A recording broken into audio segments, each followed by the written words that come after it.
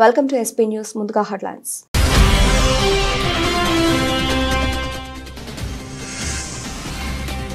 ఆర్ఆర్ఆర్ పనులు 5 ప్యాకేజీల్లో చేపట్టాలని నిర్ణయించి టెండర్లు ఆహ్వానించిన ఎన్హెచ్ఏఐ. సీఎం చొరవ, తన కృషికి దక్కిన ఫలితమన్న మంత్రి కోమటిరెడ్డి.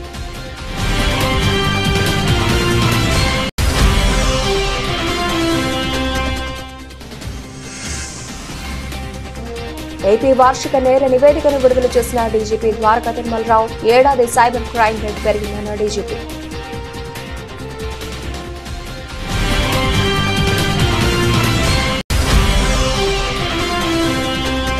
మైంసా పట్టణంలో సమగ్ర శిక్ష ఉద్యోగుల దీక్షా శిబిరాన్ని సందర్శించిన ముదోల్ ఎమ్మెల్యే. అధికారంలోకి వస్తే ఎస్ఎస్సీ ఉద్యోగులను క్రమబద్దీకరిస్తామన్న రేవంత్ రెడ్డి హామీ ఏమైందన్న పవార్ రామారావు పటేల్.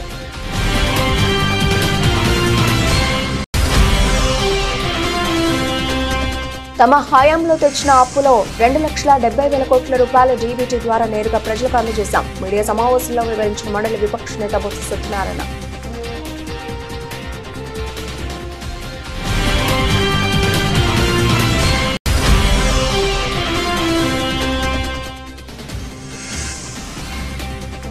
యాదగిరిగుట్టపై దర్శన క్యూ లైన్ గ్రిల్లో ఇరుక్కున్న బాలుడి తల కాపాడిన భక్తులు.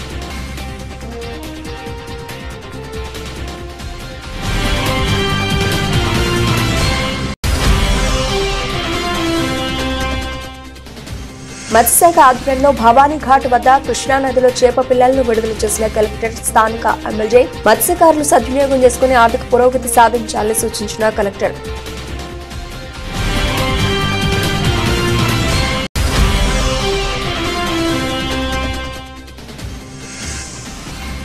గవాస్కర్ కాళ్లు మొక్కిన నితీష్ రెడ్డి తండ్రి. మెగా వైరల్ అవుతోన్న emotional video.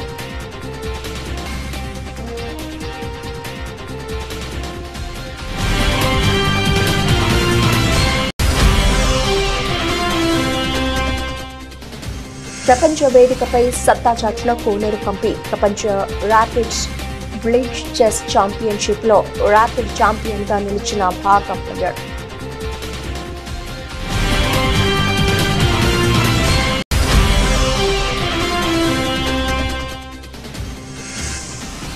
Kapil Dev record చిత్తు చేసిన బుమ్రా.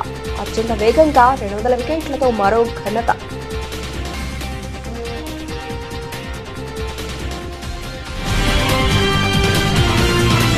హైదరాబాద్ ప్రాంతీయ వలయ రహదారి రీజనల్ రింగ్ రోడ్ ఆర్ఆర్ఆర్ ఉత్తర భాగం పనులకు కేంద్రం శ్రీకారం చుట్టనుంది.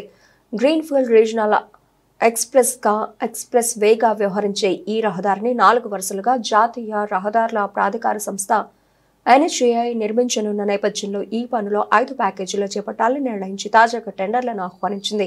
దీనిపై తెలంగాణ రోడ్లు మరియు భవనాల శాఖ మంత్రి కోమటిరెడ్డి వెంకటరెడ్డి స్పందించారు. కాంగ్రెస్ ప్రభుత్వం ఏడాదిలోనే సాధించిన అద్భుత విజయం ఇది అని పేర్కొన్నారు. ముఖ్యమంత్రి రేవంత్ రెడ్డి చొరవ, తన కృషికి దక్కిన ఫలితం ఆర్ఆర్ఆర్ టెండర్లు అని చెప్పుకొచ్చారు. తెలంగాణ రాష్ట్ర చరిత్రలో సువర్ణాక్షరాలతో లెక్కించే రోజు అని తెలిపారు. ఆర్ఆర్ఆర్ తెలంగాణ బిడ్డల బంగారు భవిష్యత్తుకు బాటలు వేస్తోందని అన్నారు. ఆర్ఆర్ఆర్ పనులకు సంబంధించి టెండర్లు ఈ నెల 27వ తేదీ నుంచి ఫిబ్రవరి 14వ తేదీ వరకు ఉదయం 11:30 వరకు స్వీకరిస్తారు. 14వ తేదీ ఎన్హెచ్ఏఐ టెండర్లు తెరవనుంది. ఆర్ఆర్ఆర్ కోసం సీఎం రేవంత్ రెడ్డితో కలిసి అనేక సార్లు కేంద్ర రోడ్డు రవాణా జాతీయ రహదారుల శాఖ మంత్రి నితిన్ గడ్కరీకి వినతులు సమర్పించామని మంత్రి కోమటిరెడ్డి వెంకటరెడ్డి తెలిపారు. 2017లోని రీజనల్ రింగ్ రోడ్డు ప్రతిపాదించిన గత ప్రభుత్వ నిర్లక్ష్యం కారణంగా పనులు ముందుకు సాగలేదని విమర్శించారు. 2023 డిసెంబర్లో పదవి చేపట్టిన నాటి నుంచి రీజనల్ రింగ్ రోడ్డు కోసం నిరంతరం కృషి చేశానని మంత్రి కోమటిరెడ్డి వెంకటరెడ్డి తెలిపారు. ఆంధ్రప్రదేశ్లో సైబర్ నేరాలు గణనీయంగా పెరిగాయి. ఒక ఏడాదిలోనే 1,229 కోట్ల రూపాయల సొత్తును సైబర్ నేరగాళ్లు కొల్లగొట్టారు. ముఖ్యంగా ఫోన్ కాల్స్ ద్వారా పోలీసులకు 2,23,378 ఫిర్యాదులు అందడం రికార్డు. 2024లో రాష్ట్రంలో జరిగిన నేరాలను డీజీపీ ద్వారకా తిరుమలరావు వెల్లడించారు.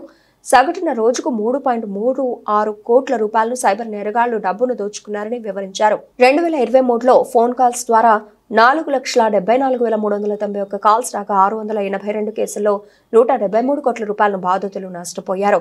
2024లో 52.4% ఫిర్యాదులు పెరగక బాధితుల నుంచి 610% సొత్తును కోల్పోయారని డీజీపీ తెలిపారు. రాష్ట్రంలో కూటమి ప్రభుత్వం అధికారంలోకి వచ్చిన తర్వాత గంజాయి మాదక ద్రవ్యాలను అరికట్టడానికి పెద్ద ఎత్తున చర్యలు చేపట్టినా కానీ గతంలో కంటే ఎక్కువగా కేసులు నమోదయ్యాయని తెలిపారు.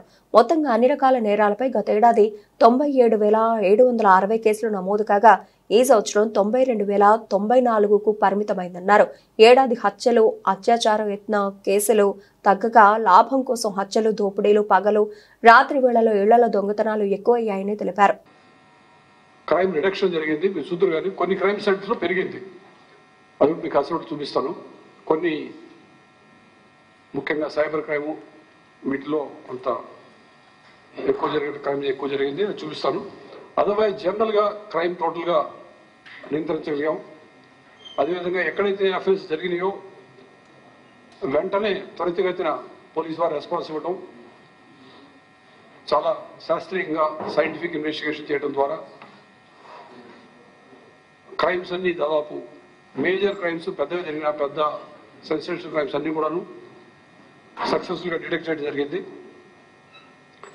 ముద్దాయిల్ని పట్టుకునే తీరు కూడాను చాలా ఫాస్ట్ గా ముద్దాయిల్ని అరెస్ట్ చేయడం జరిగింది. ముఖ్యంగా టెక్నాలజీని బాగా ఎక్స్టెన్సివ్గా వాడటం జరిగింది. అది ఫింగర్ ప్రింట్స్ దగ్గర నుంచి డ్రోన్స్, సీసీటీవీ ఫుటేజ్, అదేవిధంగా మాకు ఉన్నటువంటి మిగతా టూల్స్ అవన్నీ కూడా నేను ఎక్స్ప్లెయిన్ చేయను. అవన్నీ చేయడం ద్వారా క్రైమ్ డిటెక్షను, అదేవిధంగా ప్రివెన్షన్ కూడా బాగా జరిగింది. Police infrastructure in general improve చేయడం జరిగింది. అంటే కొన్ని విషయాల్లో అప్పటి వరకు పనిచేస్తున్న కొంత ఎక్విప్మెంట్ కూడా పనిచేయకపోవటం, లేకపోతే యాన్యువల్ మెయింటెనెన్స్ లేక మూలబడిపోయిన ఎక్విప్మెంట్ మళ్ళీ రెస్టోర్ చేయటం, అదేవిధంగా కొన్ని కొత్త వింగ్స్ ఏర్పాటు చేయడం జరిగింది. సిబ్బందికి ఇవ్వాల్సినటువంటి అడ్మినిస్ట్రేటివ్ మ్యాటర్స్లో అయితేనేమి,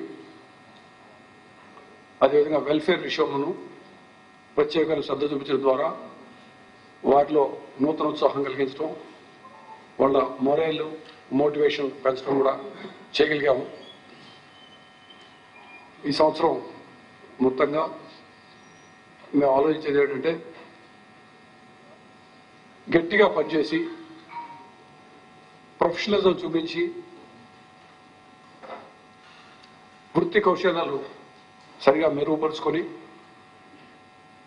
అన్ని హెడ్స్ ఆఫ్ క్రైమ్ అయితేనేమి లా అండ్ ఆర్డర్ విషయం మెయింటెనెన్స్లో కానీ, అంటే ఫర్ ఎగ్జాంపుల్ ఒక వివిఐపి బందోబస్తు కానీ లేదా క్రౌడ్ కంట్రోల్ కానీ చేస్తున్నప్పుడు అక్కడ కొంతకాలంగా వాడకుండా పెట్టినటువంటి mobile control room, Falcon vehicles వాడటం, వాటిల్ని అక్కడ అదే ప్రాంతంలో డ్రోన్స్ ఫ్లై చేయడం ద్వారా రియల్ టైం ఏం జరుగుతుందో అక్కడ. అధికారంలోకి వస్తే సమగ్ర శిక్ష ఉద్యోగులను క్రమబద్ధీకరిస్తామన్న సీఎం రేవంత్ రెడ్డి హామీ ఏమైందని ముదోల్ ఎమ్మెల్యే పవార్ రామారావు పటేల్ ప్రశ్నించారు. నిర్మల్ జిల్లా బైంసా పట్టణంలోని ఆర్డీఓ ఆఫీస్ ముందు కొనసాగుతున్న సమగ్ర శిక్ష ఉద్యోగుల శిక్ష శిబిరాన్ని ఎమ్మెల్యే పవర్ రామారావు పటేల్ సందర్శించారు. వారికి సంఘీభావం తెలిపి మాట్లాడారు. రాష్ట్ర ఆర్థిక పరిస్థితి బాగోలేదని చెప్తున్న సీఎం నాడు టెంట్ కింద హామీ ఇచ్చినప్పుడు రాష్ట్ర పరిస్థితి కనిపించలేదా అని ప్రశ్నించారు.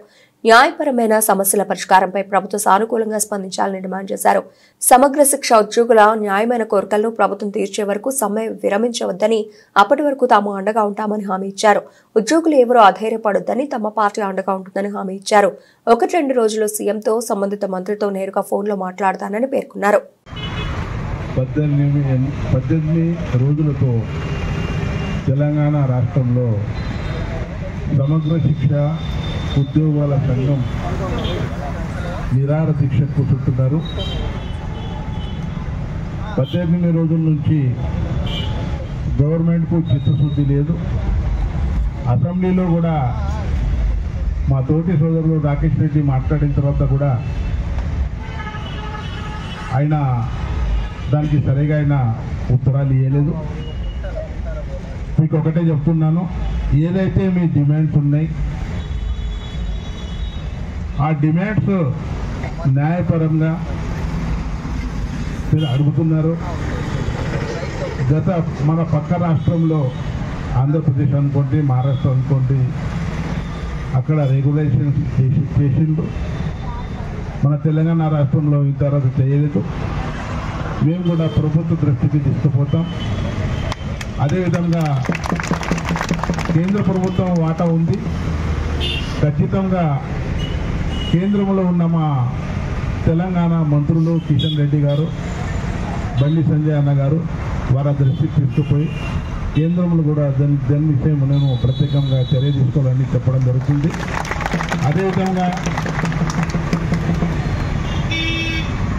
ఒక బడే భాయ్ మాషా అల్లా, చోటా భాయ్ శుభన్ అల్లా అంటే కేసీఆర్ కూడా ఈ న్యాయం చేయలేదు, రేవంత్ రెడ్డి కూడా న్యాయం చేయకొచ్చిందని చాలా ఘోరంగా ఉంది. ఇది రేవంత్ రెడ్డి గాంధీ కుటుంబం అంటాడు, రాహుల్ గాంధీ అంటాడు, సోనియా గాంధీ అంటాడు, ఇందిరాగాంధీ అంటాడు, ప్రియాంక గాంధీ అంటాడు.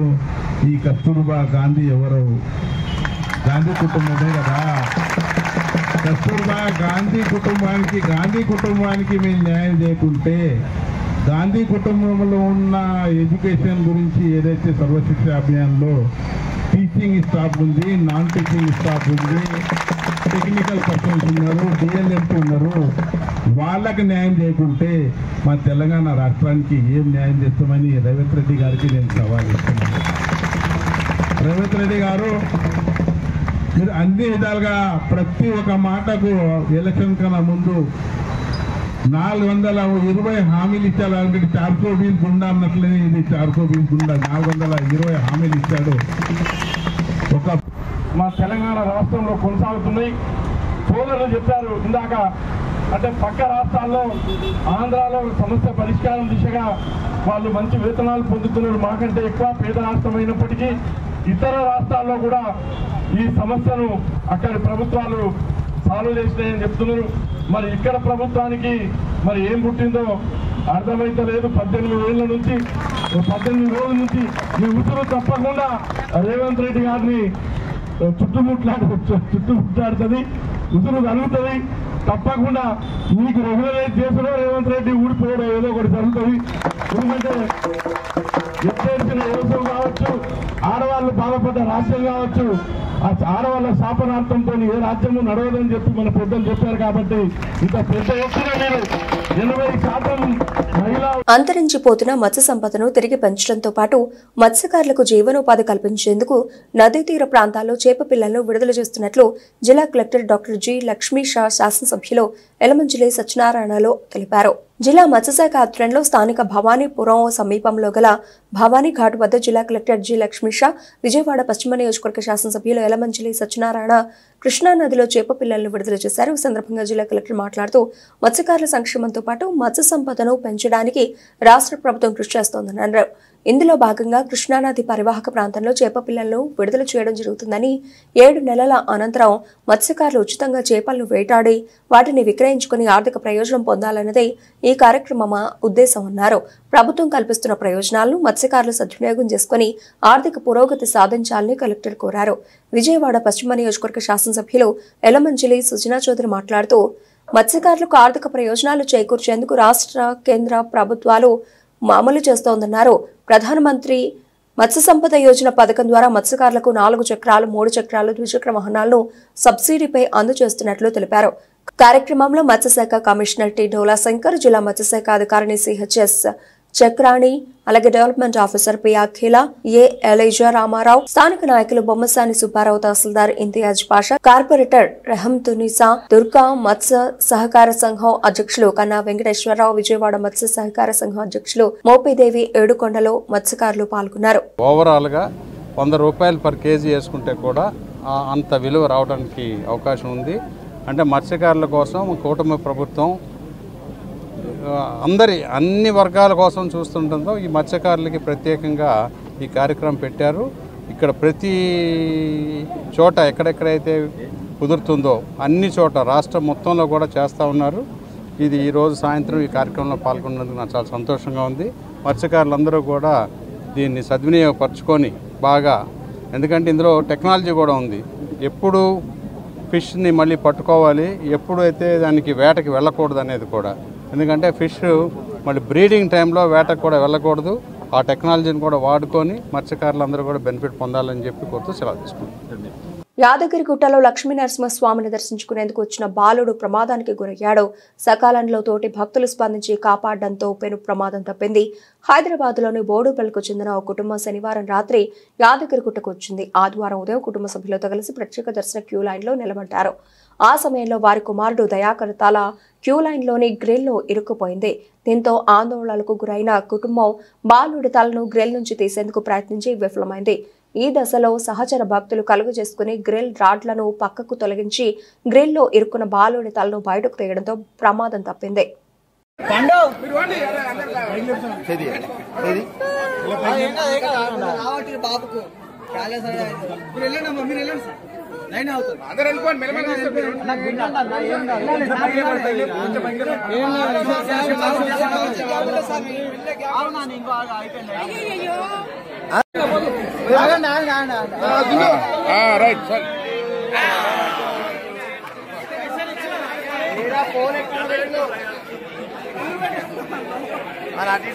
వైసీపీ లక్షల కోట్లు అప్పు చేసిందని బాకాలు పట్టుకొని ఊదేవారు. వచ్చిన 6 నెలల్లో 1,00,000 కోట్లు అప్పు చేసింది కూటమి ప్రభుత్వమని మండలి విపక్ష నేత బొత్స సత్యనారాయణ అన్నారు. ఆనాడు కార్పొరేషన్ అప్పులని గోలపెట్టి నేడు మార్క్ఫెడ్, సివిల్ సప్లైస్, ఏపీఎండిసి కార్పొరేషన్ల నుండి కూటమి ప్రభుత్వం అప్పులు చేస్తూనే ఉందని, ఇవన్నీ కాక ప్రపంచ బ్యాంకు నుండి 15,000 కోట్ల రూపాయల అప్పు తీసుకున్నారని తెలిపారు. తమ హయాంలో తెచ్చిన 6 లక్షల కోట్ల రూపాయల అప్పుల్లో 2,70,000 కోట్ల రూపాయలు డీబీటీ ద్వారా నేరుగా ప్రజలకు అందజేశామని పేర్కొన్నారు.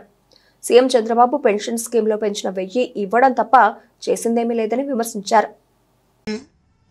వైసీపీ పార్టీ అప్పు చేసింది, ప్రభుత్వం లక్షల కోట్లు అప్పు చేసేస్తుంది అని చెప్పి రోజు బాగా పట్టుకుని ఊదేవారు. వాస్తవంగా అప్పులు ఎంత ఉన్నాయో ఏమిటనే విషయాన్ని కూడా వాస్తవంగా మనం ఆలోచన చెప్పడం కూడా జరిగింది. సరే 14 కోట్లు అన్నారు, 14 లక్షలు అన్నారు, తర్వాత 10 లక్షలు అన్నారు. కాదు, బడ్జెట్లో మీరు పెట్టిన లెక్క చూసుకుంటే 5 లక్షల కోట్లు చిల్లరకే వచ్చిందనే విషయాన్ని కూడా మనం చెప్పడం కూడా జరిగింది. అయినా సరే మళ్ళీ కార్పొరేషన్ అన్నారు, కార్పొరేషన్ కూడా కలుపుకుని అన్నీ కలుపుకున్నా సరే 6 లక్షల కోట్లు దాటలేదనే విషయాన్ని కూడా చెప్పడం జరిగింది. ప్రభుత్వం వచ్చి 6 నెలలు దాటి 7వ నెలలు ఇంకా అడుగు పెడుతుంది. ఇవాళ కూటమి ప్రభుత్వం వచ్చి రాష్ట్రంలో ఇప్పటికే 74,000 కోట్ల రూపాయలని అప్పు చేశారు. ఏది బడ్జెట్లో ప్రభుత్వం అప్పు చేసింది. ఆ రోజు కార్పొరేషన్లో అని గొడవపెట్టారు. ఇప్పుడు కార్పొరేషన్ నుంచి కూడా అప్పులు తీసుకుంటున్నారే. ఆల్రెడీ తెలుసు మనందరికి కూడా. మార్కెట్ నుంచి తీసుకున్నారు, సివిల్ సప్లైస్ తీసుకున్నారు, ఏపీఎండిసి నుంచి తీసుకున్నారు. మీ కార్పొరేషన్ కూడా అప్పు తీసుకున్నారే. ఏది ఈ 74,000 కోట్లు కాకుండా, ఈ 74,000 కోట్ల రూపాయలు కాకుండా ఇది కూడా మళ్ళీ అప్పు తీసుకున్నారు. మళ్ళీ ఇవన్నీ కాకుండా మళ్ళీ ప్రపంచ బ్యాంక్ నుంచి, వరల్డ్ బ్యాంక్ నుంచి, అలాగే ఏడీబీ ద్వారా మళ్ళీ ఇంకో 15,000 కోట్ల అప్పు తీసుకున్నారు. వెరసి సుమారు 1,00,000 కోట్ల రూపాయలు ఈ 6 నెలలకి ఈ ప్రభుత్వం అప్పు తెచ్చింది. ఆ రోజు వైసీపీ ప్రభుత్వం అప్పు తెచ్చింది. నేను అందులో భాగస్వామిని, నేను మంత్రిని. కానీ 2,70,000 తెచ్చిన 6 లక్షల్లో 2,78,000 కోట్ల రూపాయలని డైరెక్ట్ బెనిఫిట్ ద్వారా ప్రజలకు వచ్చి అది పాస్ ఆన్ చేస్తాం. వివిధ స్కీముల్లో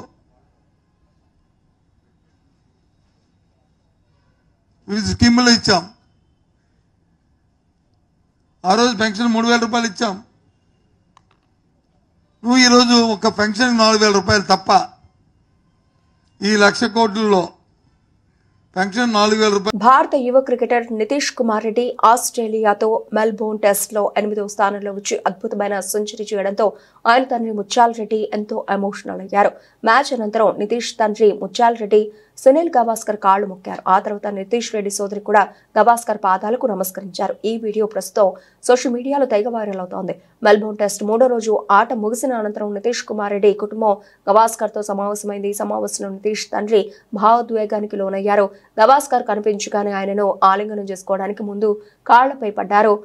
అలాగే మోకాళ్లపై కూర్చుని కాళ్లు మొక్కారు. అదేవిధంగా తన కుమారుడిపై ప్రశంసలు కురిపించిన మాజీ ఆటగాళ్లందరికీ ఆయన కృతజ్ఞతలు తెలిపారు. ఈ సమావేశంలో సునీల్ గవాస్కర్ నితీష్ కుమార్ రెడ్డి గురించి, అతని బ్యాటింగ్ గురించి మాట్లాడారు. అతను వజ్రమణి కితాబిచ్చారు. మెల్బోర్న్ టెస్ట్ తొలి ఇన్నింగ్స్ లో 8వ స్థానంలో క్రీజ్ లో కూర్చున్న నితీష్ రెడ్డి 189 బంతులు ఎదుర్కొని 114 పరుగులు చేశాడు. దాంతో ఇన్నింగ్స్ లో భారత్ తరఫున అత్యధిక పరుగులు చేసిన ఆటగాడుగా నిలిచాడు. నితీష్ ఆటను టెస్ట్ చరిత్రలోని అత్యుత్తమ ఇన్నింగ్స్ గా క్రికెట్ నిపుణులు విశ్లేషిస్తున్నారు. తాజా ఇన్నింగ్స్ తో భారత టెస్ట్ చరిత్రలో 8వ నెంబర్ బ్యాట్స్మెన్ గా బరిలో దిగి 2వ అత్యధిక పరుగులు సాధించిన ఆటగాడుగా నితీష్ నిలిచాడు. అంతకుముందు 2002లో వెస్టిండీస్ పై అజయ్ రాత్రా అజయంగా 115 పరుగులు చేశాడు. కాగా మెల్బోర్న్ లో సాధించిన సెంచరీని నితీష్ కుమార్ రెడ్డి తన తండ్రికి అంకితం ఇచ్చారు.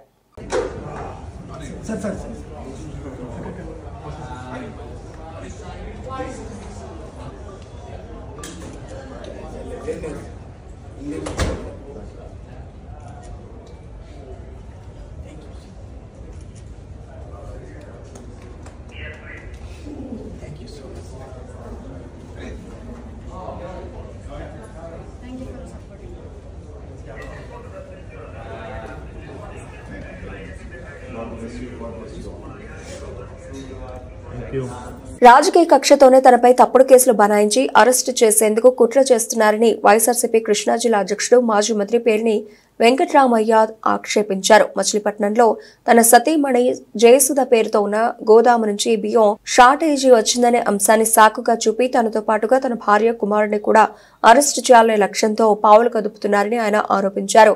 బియ్యం షార్టేజీ విషయంలో తన కుటుంబ ప్రతిష్టను దెబ్బతీసేలా ప్రభుత్వ దర్యాప్తును మించి టీడీపీ అనుకూల సోషల్ మీడియా అత్యుత్సాహంతో ఇష్టారాజ్యంగా తప్పుడు ప్రచారం చేస్తోందని ఆగ్రహం వ్యక్తం చేశారు. తమ పార్టీ నుంచి ప్రభుత్వాన్ని ప్రశ్నిస్తున్నందుకే తనను టార్గెట్ చేసి కుటుంబ సభ్యులతో సహా అరెస్టు చేయాలని కూటమి ప్రభుత్వం కుట్ర చేస్తోందని మాజీ మంత్రి పేర్ని నాని వివరించారు. ఇందులో నాకు గనక ఏదన్నా లేదా నా భార్య గాని నేను గాని ఏదన్నా చిన్న పాపం చేసి ఉన్నాం, పాపానికి మేము భాగస్థులమై ఉన్నామంటే గనక నేను అత్యంత ప్రేమించేటువంటి దేవుళ్ళ కంటే మిన్నగా ప్రేమించేటువంటి చనిపోయి మరణించినటువంటి నాకు జన్మనిచ్చిన తల్లి మీద ప్రమాణం చేసి నేను చెప్తున్నాను. అంటే ప్రమాణం చేస్తే సరిపోద్దా అంటే నాకు జన్మనిచ్చిన తల్లి మరణించి ఉంది, ఆవిడ మీద ప్రమాణం కంటే నేను ఏం చేయగలను చెప్పండి.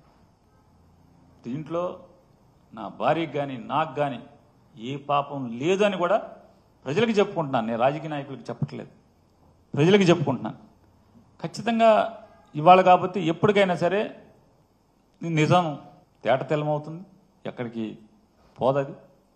4 రోజులు ఆలస్యమైనా కూడా అబద్ధం 6 మైళ్ళు పరిగెత్తిన తర్వాత నిజం మెల్లగా బయలుదేరుతుంది నా సామెతం. ఖచ్చితంగా నిజం వస్తుంది. నేను అట్లాగే మనోహర్ గారిని కూడా నేను అడుగుతున్నాను. నేను ఎండీ గారికి, సివిల్ సప్లైస్ ఎండీ గారికి ఓ లెటర్ పెడుతున్నాను. 2014-15లో ఈ కస్టమ్ మిల్లింగ్ అనేది స్టార్ట్ అయింది. ఈ కస్టమ్ మిల్లింగ్ స్టార్ట్ అయిన దగ్గర సీఎంఆర్ అంటున్నారు.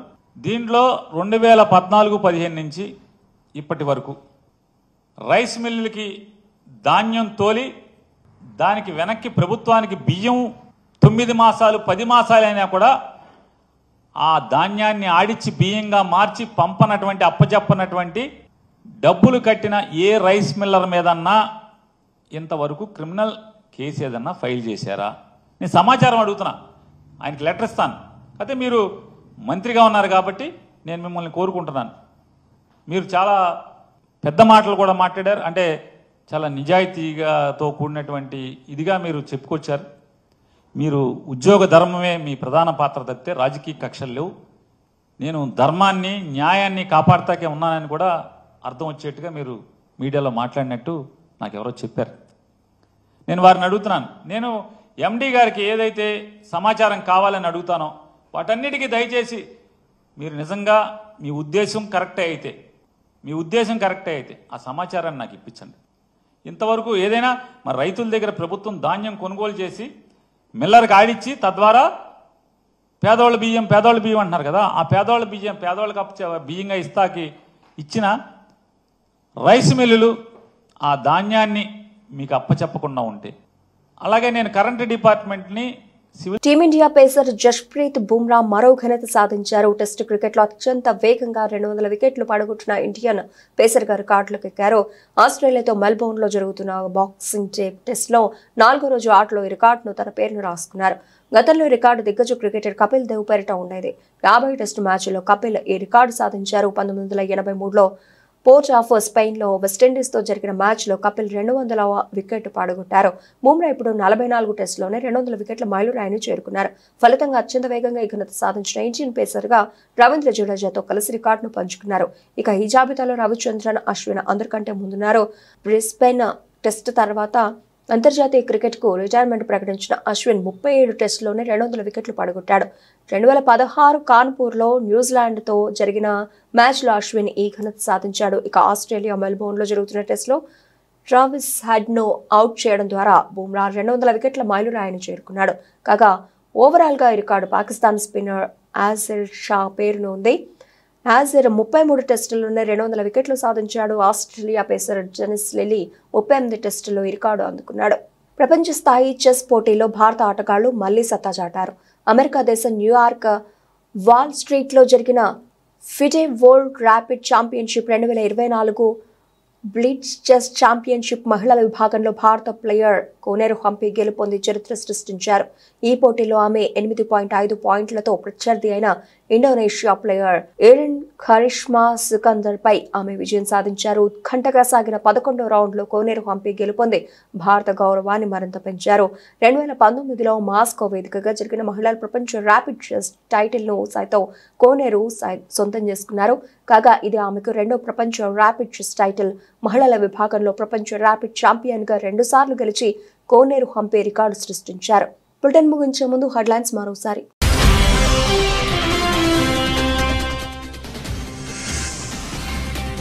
ఆర్ఆర్ఆర్ పనులు 5 ప్యాకేజీల్లో చేపట్టాలని నిర్ణయించి టెండర్లు ఆహ్వానించిన ఎన్హెచ్ఏఐ. సీఎం చొరవ తన కృషికి దక్కిన ఫలితమన్న మంత్రి కోమటిరెడ్డి.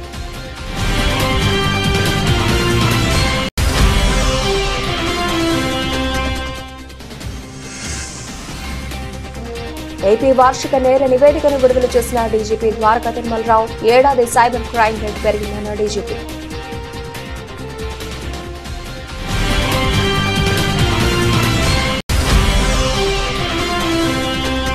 మైంసా పట్టణంలో సమగ్ర శిక్ష ఉద్యోగుల దీక్షా శిబిరాన్ని సందర్శించిన ముదోల్ ఎమ్మెల్యే. అధికారంలోకి వస్తే ఎస్ఎస్సీ ఉద్యోగులను క్రమబద్దీకరిస్తామన్న రేవంత్ రెడ్డి హామీ ఏమైందన్న పవార్ రామారావు పటేల్.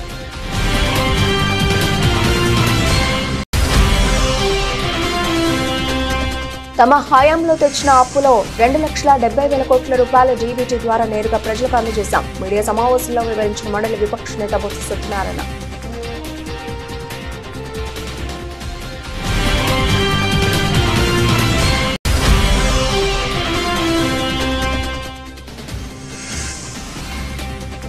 యాదగిరిగుట్టపై దర్శన క్యూ లైన్ గ్రిల్లో ఇరుక్కున్న బాలుడి తల కాపాడిన భక్తులు.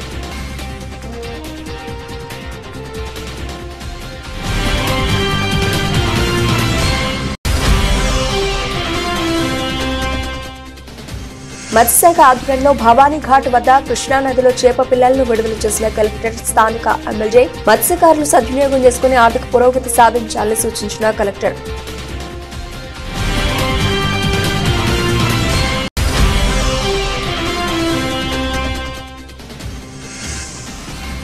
గవాస్కర్ కాళ్లు మొక్కిన నితీష్ రెడ్డి తండ్రి. వైరల్ అవుతోన్న emotional video.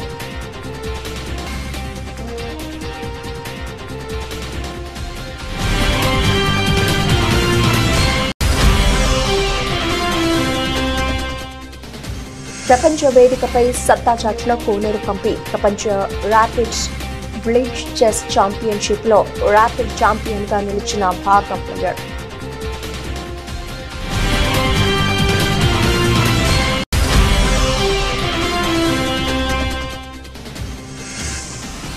Kapil Dev record చిత్తు చేసిన బుమ్రా. అత్యంత వేగంగా 200 వికెట్లతో మరో ఘనత.